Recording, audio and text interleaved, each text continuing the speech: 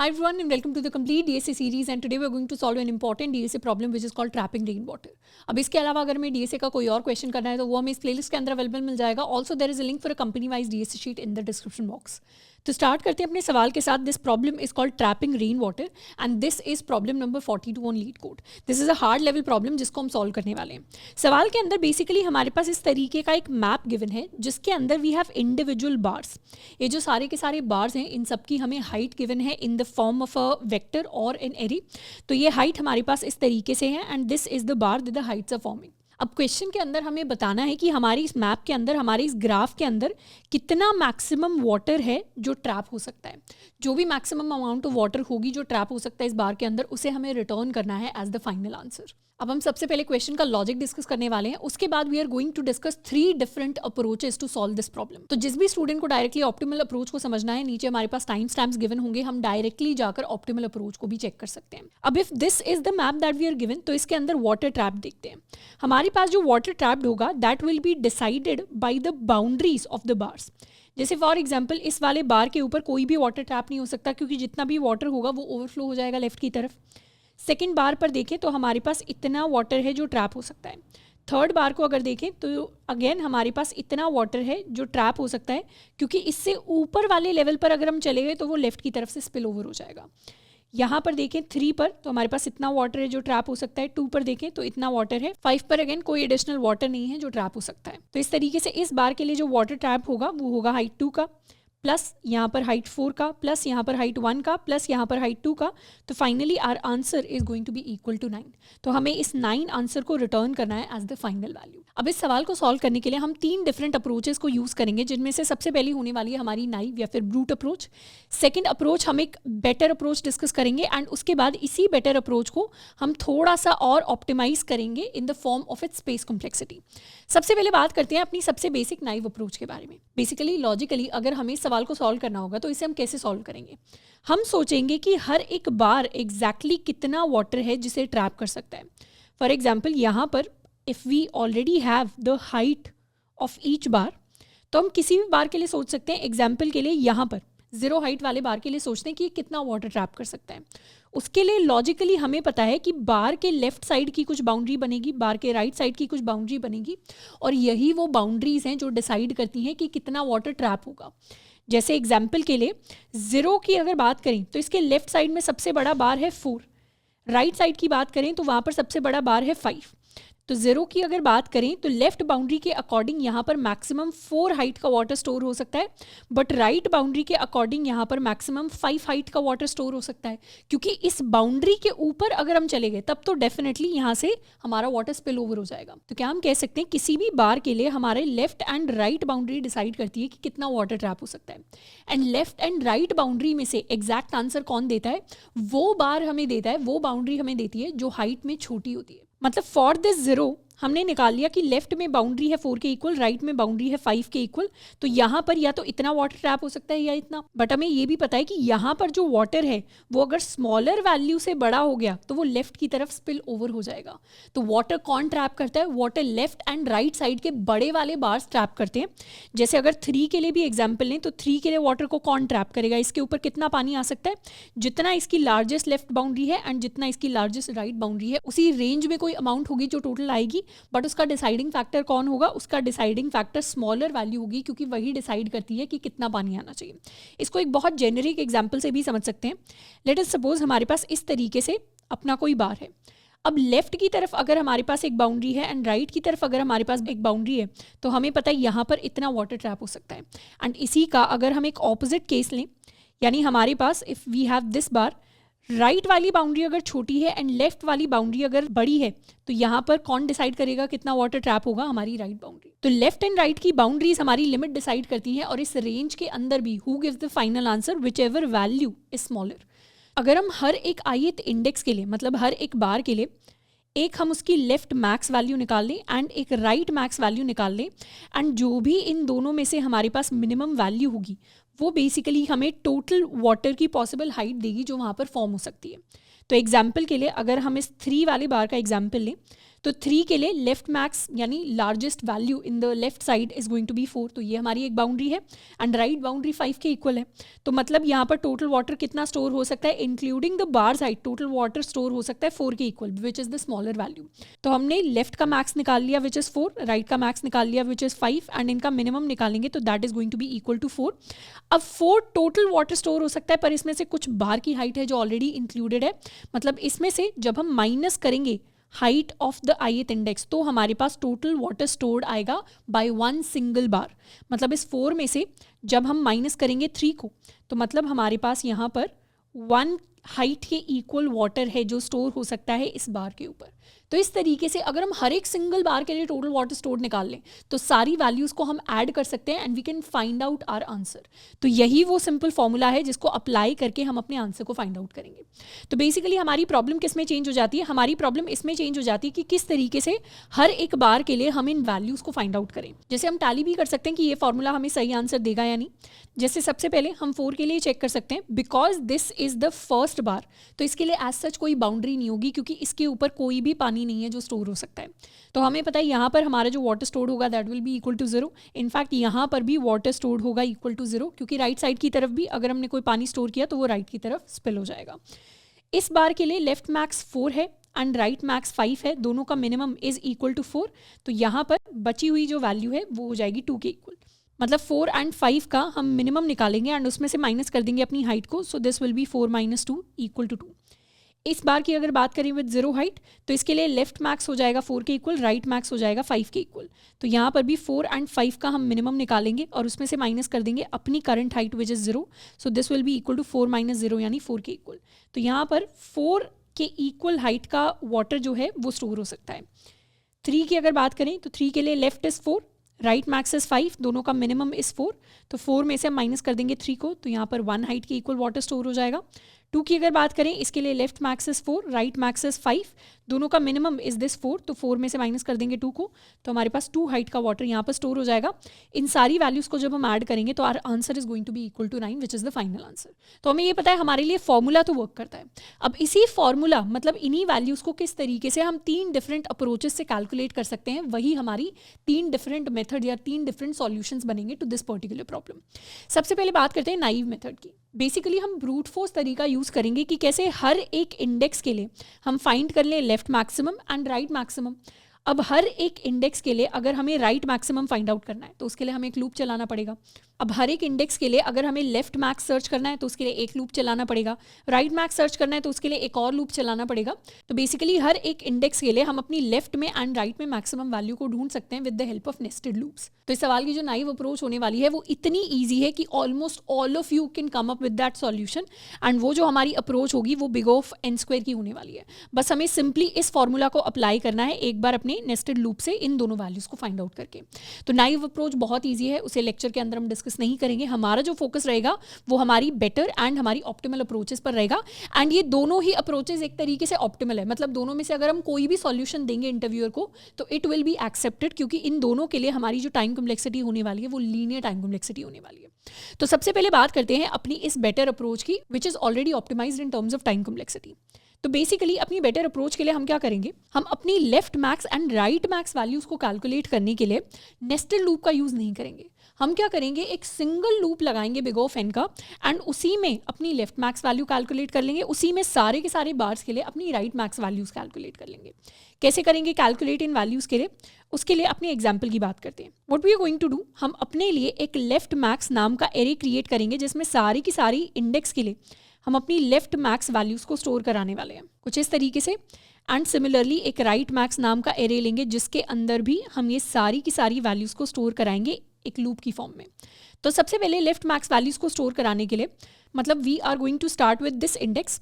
यहाँ पर जाकर हमें ऑलरेडी पता है कि इसके लिए मैक्सिमम वैल्यू 4 ही होने वाली है। उसके बाद नेक्स्ट इंडेक्स पर जाएंगे, 2 को कंपेयर करेंगे पुरानी मैक्सिमम वैल्यू से। तो 2 और 4 में जो भी मैक्सिमम है दैट इज़ 4, वो हमारा न्यू लेफ्ट मैक्स बनेगा। फिर 0 पर जाएंगे, 0 को कंपेयर करेंगे पुरानी मैक्सिमम वैल्यू से, मैक्स हमारे पास 4 होगा। फिर 3 पर जाएंगे, 3 को कंपेयर करेंगे पुरानी मैक्स वैल्यू से, again max is going to be 4। फिर 2 पर जाएंगे, 2 को कंपेयर करेंगे पुरानी मैक्स वैल्यू से which is going to be equal to 4। And फिर 5 पर जाएंगे, 5 को कंपेयर करेंगे पुरानी मैक्स वैल्यू से, तो हमारे पास मैक्स हो जाएगा 5 के इक्वल। सिमिलर वे में हम राइट मैक्स के लिए एक लूप रन करेंगे in the reverse order. Reverse order कैसे? हमें पता है राइट बाउंड्री के लिए मैक्स तो हमेशा 5 ही होगा। हम एक लेवल पीछे जाएंगे एंड 2 को कंपेयर करेंगे विद द राइट मैक्स, तो इस तरीके से वील गेट वैल्यू 5। सिमिलरली एक और स्टेप पीछे जाएंगे, 3 को कंपेयर करेंगे विद दिस राइट मैक्स, तो हमारे पास वैल्यू आ जाएगी 5 के इक्वल। तो जो भी हमारे पास करंट को एंड प्रीवियस मैक्स को कंपेयर करके मैक्सिमम वैल्यू आ रही है, that is going to be our answer. Similarly अगर हम आगे बढ़ेंगे तो यहाँ पर भी हमारा आंसर हो जाएगा 5 के equal, and for the zeroth index also हमारे पास आंसर हो जाएगा 5 के इक्वल। तो इस तरीके से हम अपने left max and right max की वैल्यूज को कैलकुलेट कर सकते हैं। तो इसका सूडो कोड कैसा दिखेगा? Basically we'll start with a vector, जिसकी हम शुरुआत कर सकते हैं वेक्टर ऑफ इंटीजर। इसे हम अपना लेफ्ट मैक्स बना लेंगे, इसे इनिशियलाइज कर सकते हैं with size n and all the values as 0। And एक और vector of integer values create कर लेंगे which will be right max, इसे भी इनिशियलाइज करेंगे विद वैल्यू 0। हमें पता है कि हमारे ये वैल्यू एंड ये वैल्यू हमेशा फिक्स होती है, because this is the left boundary and this is the right boundary. इससे बड़ी वैल्यू ग्रेटर वैल्यू हो नहीं सकती। तो यहाँ पर जो इनिशियलाइजेशन है लेफ्ट मैक्स ऑफ 0 का हम कर सकते हैं with height of 0, and right max of n-1 का इनिशियलाइजेशन हम कर सकते हैं with height of n-1। Then we are going to run the first loop to find out the left max. हम एक लूप रन कर सकते हैं from i = 1, i less than n i++। हर बार हमें पता है हमारे लेफ्ट मैक्स ऑफ i की वैल्यू होनी चाहिए maximum of what ever was the previous value, मतलब left max of i-1 and whatever is the current value यानी हाइट ऑफ i, इन दोनों की जो भी मैक्सिमम वैल्यू आएगी। सिमिलरली हम राइट मैक्सिमम निकालेंगे, इस केस में हम बैकवर्ड लूप रन करेंगे जो स्टार्ट होगा i = n-2 से, i greater than equal to 0, i minus. हमारे पास हमेशा राइट मैक्स ऑफ i की वैल्यू हो जाएगी मैक्सिमम ऑफ हमारा राइट मैक्स ऑफ जो भी i+1 होगा एंड हाइट ऑफ i। तो इस तरीके से हमारे पास लेफ्ट मैक्स आ जाएगा, हमारे पास राइट मैक्स आ जाएगा, एंड देन सिंपली हम एक लूप चला सकते हैं for integer i = 0, i less than n i++ तक, एंड उसके बाद हम अपने इस फॉर्मूला को अप्लाई करते चले जाएंगे जिसको हमने ऑलरेडी फिगर आउट कर लिया है। अब हमें पता है this value for every ith index is going to be l max of i and this is going to be r max of i। तो इस फॉर्मूला को अप्लाई करने के लिए हम सिंपली लिख सकते हैं कि हमारे आंसर के अंदर हम हर एक बार के लिए वैल्यूज को ऐड करना स्टार्ट करेंगे विच will B minimum of left maximum of i and right maximum of i, and इस वैल्यू से हम माइनस कर देंगे अपने हाइट ऑफ i को। So this is the final answer जिसे हम कैलकुलेट करने वाले हैं inside this for loop, and finally हम अपनी इस आंसर वैल्यू को रिटर्न कर देंगे as the final value. So this is the first optimal approach जिसे हम यूज करने वाले हैं to calculate our solution. If you want you can also try to dry run for all of the bars कि किस तरीके से हमारा आंसर यहाँ पर कैलकुलेट होगा। It's going to be very very simple. तो एक बार इस सूडो कोड को कन्वर्ट करते हैं टू एक्चुअल कोड। कोड की अगर हम बात करें तो we'll start with a vector of integer, या इससे पहले अपने n को डिक्लेयर कर लेते हैं which will be height dot size. Left max नाम का एक वेक्टर ऑफ इंटीजर हम इनिशियलाइज करेंगे with size n and all the values of 0। Similarly vector of integer right max आ जाएगा n with size 0। Left max के लिए 0th value is going to be height of 0 and right max के लिए n-1 is going to be equal to height of n-1। सबसे पहले हम अपनी लेफ्ट मैक्स वैल्यू को कैलकुलेट करेंगे, जिसके लिए we can start the loop from 1 because 0 को ऑलरेडी कैलकुलेट कर लिया है। i less than n i++। हर बार l max of i is going to be maximum of l max of i-1 and height of i। Similar सा हम loop run करने वाले हैं अपने राइट मैक्स के लिए, जिसके लूप को स्टार्ट करेंगे n-2 से, i greater than equal to 0, i minus. हर बार this is going to be right max, तो right max of i+1 and height of i। And फिर हम अपने सारे आंसर्स को कैलकुलेट करेंगे, तो उसके लिए let us create an answer variable जिसे हम इनिशियलाइज कर सकते हैं विद 0। हमारे पास क्वेश्चन के अंदर ऑलरेडी गिवन है हमारे जो सारी बार्स होंगी they are going to be non negative in height, यानी या तो उनकी वैल्यू पॉजिटिव होगी या 0 होगी, तो कभी भी आंसर 0 से कम नहीं हो सकता, तो इसलिए 0 से इनिशियलाइज कर सकते हैं। i = 0, i less than n i++। हर बार हम कह सकते हैं answer plus equal to minimum of left max of i and right max of i का जो भी मिनिमम है minus height of the ith bar, and यहाँ से हम रिटर्न कर देंगे अपने आंसर को। So this is the overall approach जिससे हम अपने सॉल्यूशन को फाइंड आउट करते हैं। Now let us run it once. and submit it. तो इस तरीके से we have successfully completed our solution in optimise time complexity. यानी अगर इस पूरी की पूरी अप्रोच की टाइम कॉम्प्लेक्सिटी की बात करें तो हमें पता है हमारा जो ये लूप है this is big of N, हमारा this loop is also big of N and this loop is also big of N. तो एक तरीके से big of 3n time complexity के अंदर हम सवाल को सॉल्व करते हैं। तो एक तरीके से our solution is in terms of time complexity it is big of n and in terms of space complexity क्योंकि हमने दो एक्स्ट्रा स्पेसेस, दो एक्स्ट्रा एरेज को यूज़ किया है या वेक्टर्स को यूज़ किया है, तो ऑक्सिलरी स्पेस को हमने यूज़ किया है, ऑक्सिलरी एरेज को। तो in terms of space complexity भी हमारा जो सॉल्यूशन है वो बिग ऑफ n के इक्वल है। एंड इस तरीके की जब हम अप्रोच यूज़ करते हैं when we are storing our values in the form of auxiliary arrays, तो इस अप्रोच को हम कहते हैं हमारी प्रीफिक्स एरे अप्रोच, जिसके अंदर हमने पहले ही अपने सारी की सारी वैल्यूज़ के लिए, सारे के सारे इंडेक्स के लिए कोई एक पर्टिकुलर वैल्यू है जिसको कैलकुलेट कर लिया है in the form of these arrays. तो इसे प्रीफिक्स एरे अप्रोच कहते हैं, जिसके अंदर हमारे पास ये एरेज ऑलरेडी अवेलेबल हैं जिनसे हम अपने आंसर को कैलकुलेट करते हैं। If we want we can also dry run it कि कैसे हमारे पास ये सारी वैल्यूज़ आई। जैसे इस इंडेक्स के लिए दोनों का मिनिमम क्या हो जाएगा, 4 के इक्वल।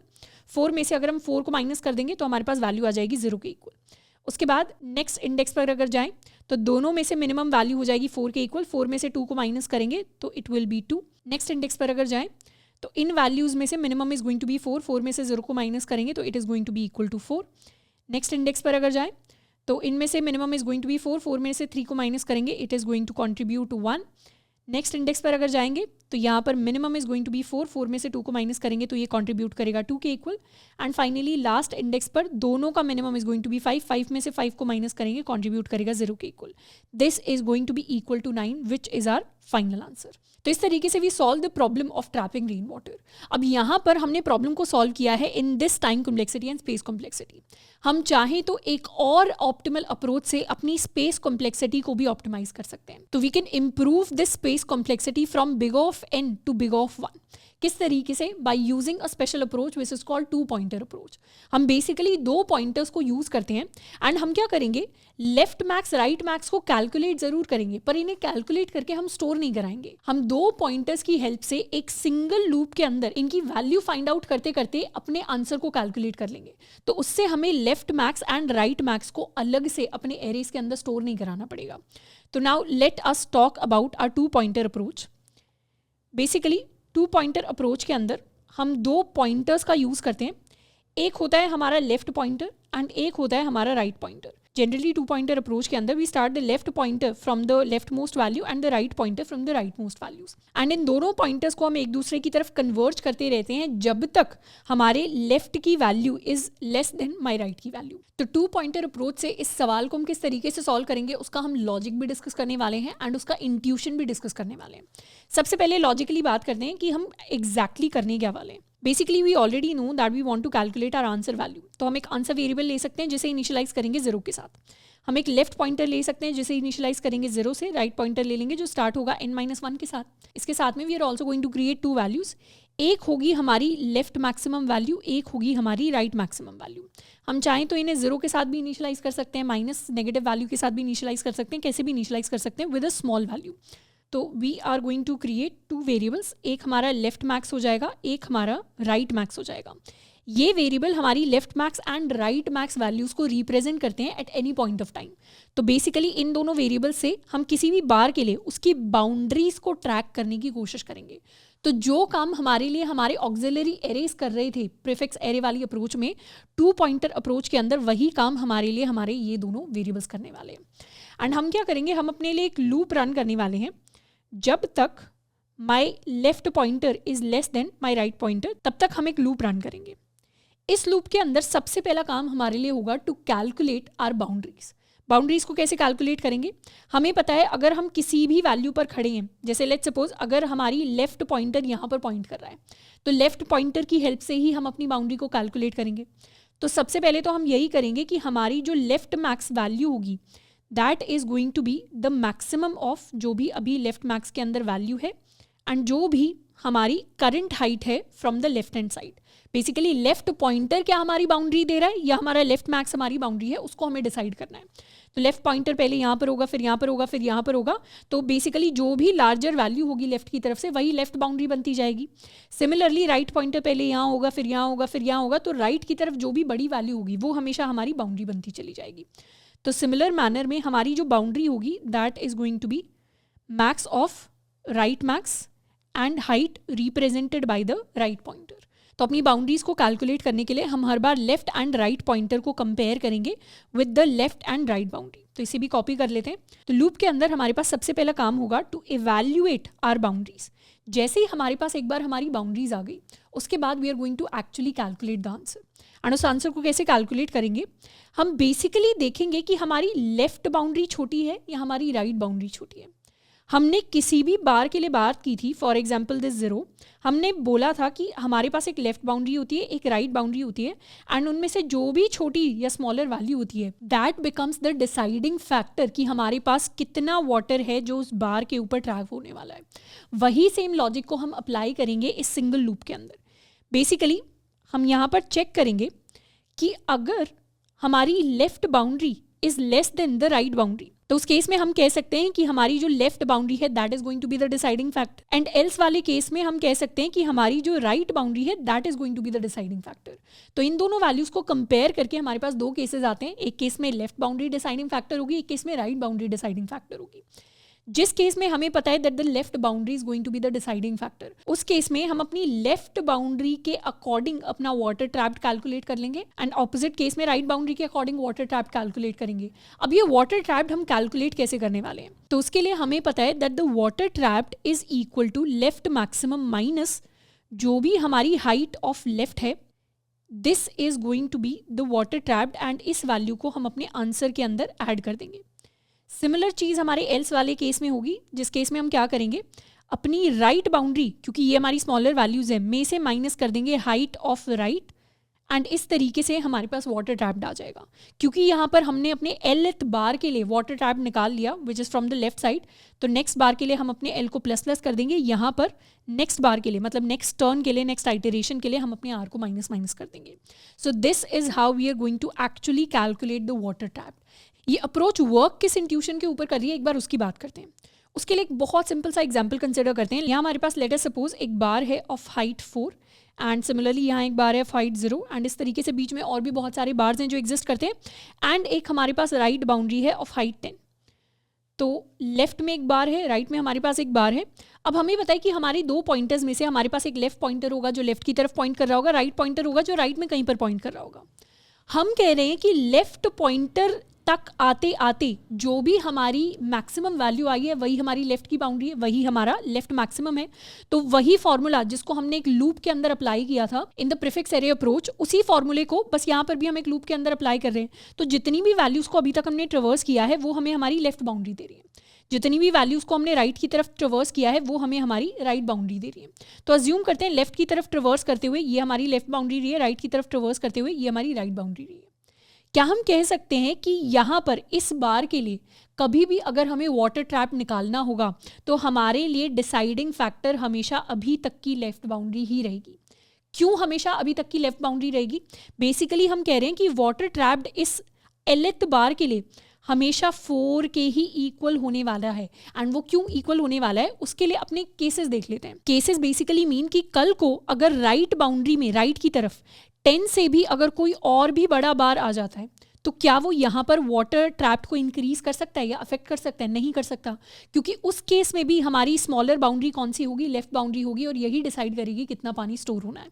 अगर इस राइट बाउंड्री से कोई greater value let us suppose 12 भी कल को अगर आ गई, तो अगर इस राइट बाउंड्री से कुछ बहुत छोटी वैल्यू 2 वाला बार अगर राइट बाउंड्री की तरफ आ गया तो क्या वो वाटर ट्रैप को अफेक्ट करेगा? वो भी नहीं अफेक्ट कर पाएगा, क्योंकि अभी भी डिसाइडिंग फैक्टर ये होने वाली है, क्योंकि वाटर इस बाउंड्री एंड इस बाउंड्री ग्रेटर वैल्यूज के बीच में ट्रैप होता है। कल को अगर 4 एंड 10 के बीच का कोई बार आ गया, लेट अस सपोज यहाँ पर कल को हमारे पास एक बार आता है ऑफ हाइट 8, तो क्या ये इसके वाटर ट्रैप्ड को अफेक्ट कर सकता है? नहीं कर सकता, because water trapped is always decided by the boundary which is smaller in value, which is minimum in value, और वो मिनिमम वैल्यू हम ऑलरेडी ढूंढ चुके हैं लेफ्ट की तरफ।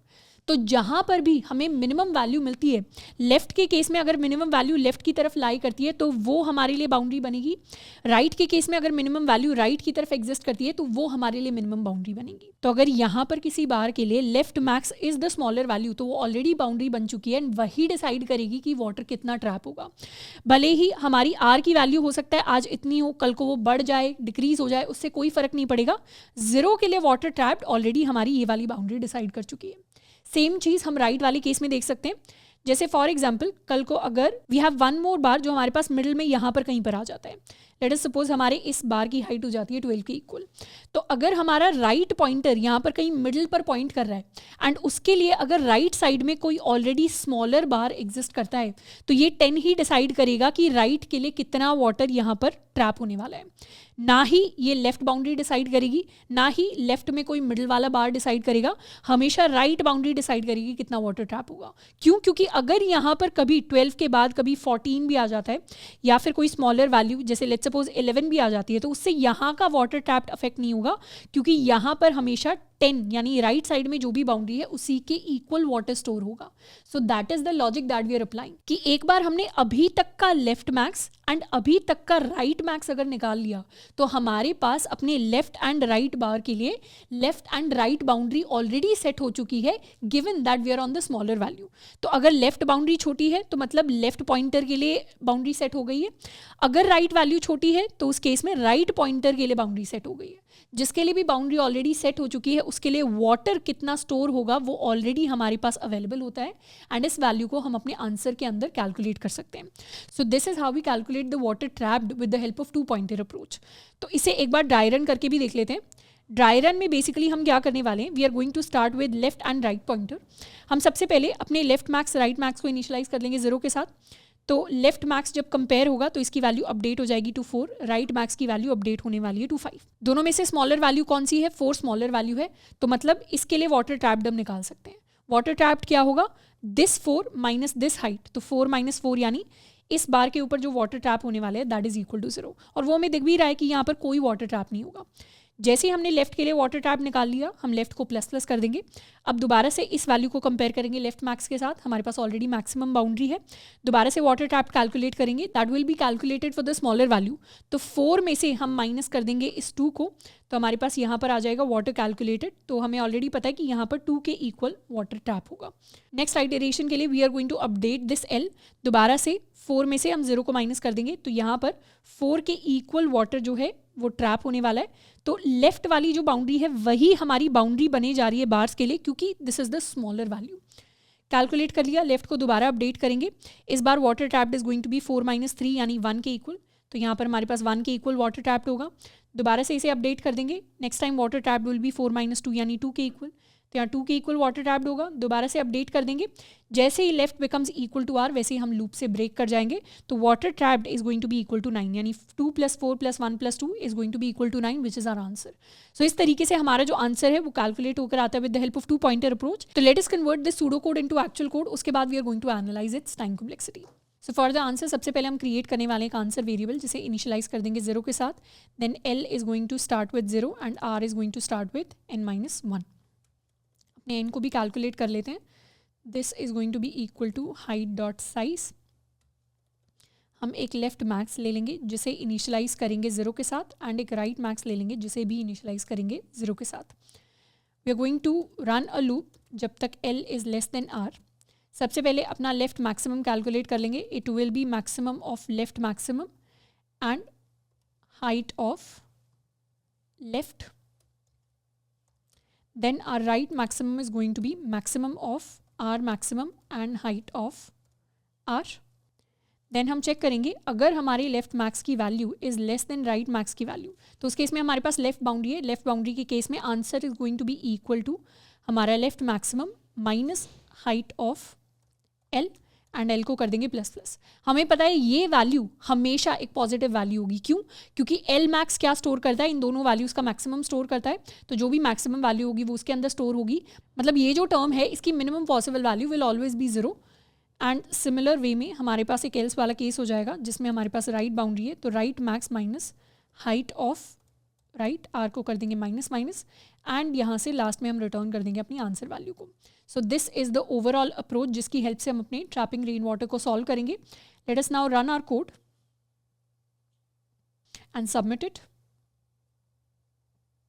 So this is how we solve the problem of trapping rainwater. Now we talk about the time and space complexity. तो time complexity terms में हम एक simple while loop run कर रहे हैं जिसके अंदर ये constant operation है, ये constant operation है, ये भी constant operation है. Loop के अंदर हमारे पास दो पॉइंटर्स हैं, one is our left pointer, one is our right pointer, and ये दोनों एक दूसरे के ऊपर कन्वर्ज कर रहे हैं.